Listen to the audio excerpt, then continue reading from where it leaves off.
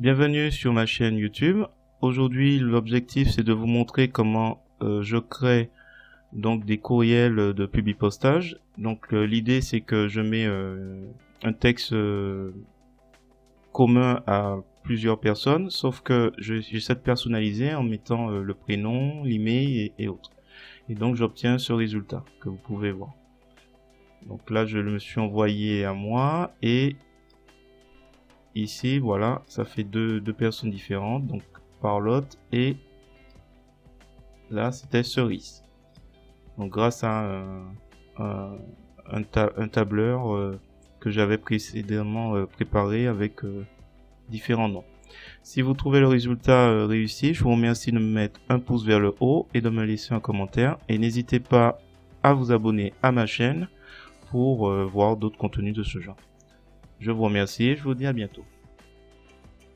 Avant de commencer cette vidéo, j'aimerais vous rappeler que vous pouvez vous abonner à cette chaîne, la commenter et la liker. Ça récompense mes efforts. Et vous pouvez également me rejoindre sur le groupe Facebook Entraide GIMP et LibreOffice, où il sera question de parler de GIMP et du greffon Gmix gratuit. Je vous mets dans la description le lien pour le télécharger, il est gratuit, ainsi qu'une vidéo pour voir comment l'installer. On y parle aussi dans ce groupe de LibreOffice, donc si vous avez des difficultés ou des questions sur les trois sujets, n'hésitez pas à les poser dans le groupe Facebook. Et sur ce, je vous laisse sur la vidéo. Donc là, je suis dans LibreOffice Calc. Donc un tableau basique, hein, donc prénom, nom, numéro de voix, code postal, ville. Et j'ai ajouté une colonne email à la fin. Alors là, je mets les adresses de chacun des destinataires qui sont visés par mon envoi. Ici, il y a des mails, mais je les ai mis sur fond blanc pour ne pas les mettre en visible. Ensuite, et là ce sont des faux mails, donc on va les tester, on va tester tout ça. Donc une fois que c'est fait, votre tableau, avec éventuellement d'autres types de colonnes, hein, vous pouvez mettre par exemple une colonne observation avec des phrases plus personnelles pour chaque personne, vous enregistrez. Et après, on va aller sur Writer, LibreOffice Writer. Et on va s'imaginer, ça je vais le fermer, ça sert à rien de le garder. Là on va s'imaginer, hop, j'ai un texte tout prêt, que je souhaite envoyer ce type de message. Donc chaque élément qui sont là, ce sont des champs qui vont être remplacés par les éléments que j'ai mis dans mon tableau. Donc on va imaginer que on souhaite donc les remplacer. Donc il faudra aller dans Insertion, Champ, Autre champ, on clique. Une fois que ça s'ouvre, donc là il y a déjà d'autres essais. Je vais aller dans Parcourir, on va imaginer que j'ai pas me lier encore à ma base, enfin à mon classeur. Je vais là, ça me crée ce fichier. Donc quand je clique et que je vais sur feuille 1, je retrouve les têtes de colonne que j'ai créées. Une fois que c'est fait, je pousse cette fenêtre, enfin cette boîte de dialogue sur le côté, et je vais remplacer chaque élément que j'ai décidé par les champs. Donc je double-clique à chaque fois. Remplacer. Je reviens sur mon texte. Je fais espace. Le dernier. Là, email. Je fais et c'est fini. Donc là, c'est fermé. Une chose à vérifier avant de continuer, c'est que il faudra aller dans Outils, Options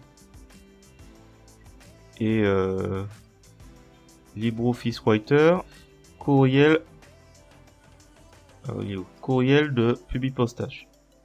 Donc là, il faudra entrer les différents paramètres de serveur que votre opérateur vous a donné.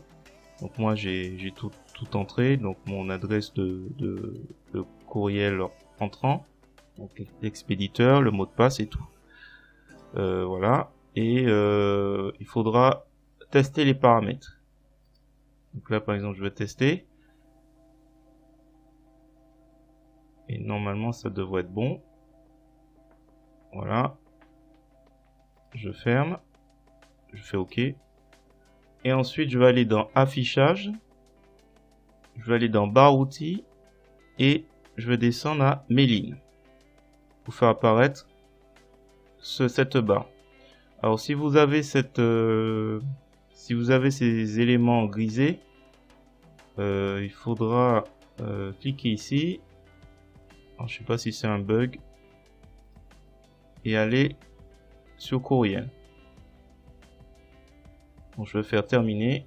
Et voilà. Et là, il se débloque. Donc ensuite, on a fait l'ensemble le principal. Et là, il s'agit maintenant, donc vous avez le choix, vous pouvez imprimer, mais ça on l'a déjà vu dans une vidéo précédente, ou vous envoyez les courriels. Et c'est ce qu'on va faire. On va cliquer dessus. On indique que les personnes à qui il faut envoyer, non, c'est pas prénom, c'est email, évidemment. Vous pouvez mettre sujet, je vais mettre solde 2020. Message HTML, on laisse. Envoyer tous les documents. Donc on peut choisir d'envoyer quelques-uns, enfin bon, c'est à voir. Et j'ai plus qu'à cliquer sur envoyer.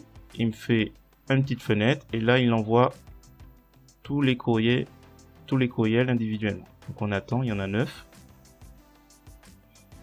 Il y a un petit truc détail si on veut voir l'évolution. Je vais devoir flouter parce qu'il y a les adresses que je souhaitais pas montrer qui en sont apparues. Alors, une fois c'est terminé, c'est fermé. Ce qu'on va faire, on va aller sur Thunderbird et on va constater sur l'adresse qui a envoyé, donc je me suis envoyé à moi-même que j'ai reçu. Quoi d'autre? Et là, bon bah ça c'est normal, c'était de fausses adresses, donc je reçois les notifications comme quoi c'était voilà. La deuxième adresse, donc contact, elle a reçu aussi. Voilà. Et on voit qu'effectivement, il m'a bien distingué le fait que c'était une autre personne, ainsi de suite. Voilà. Donc voilà, c'est terminé. Si vous avez trouvé ce tuto intéressant, je vous remercie de me mettre un pouce vers le haut, de me laisser un commentaire.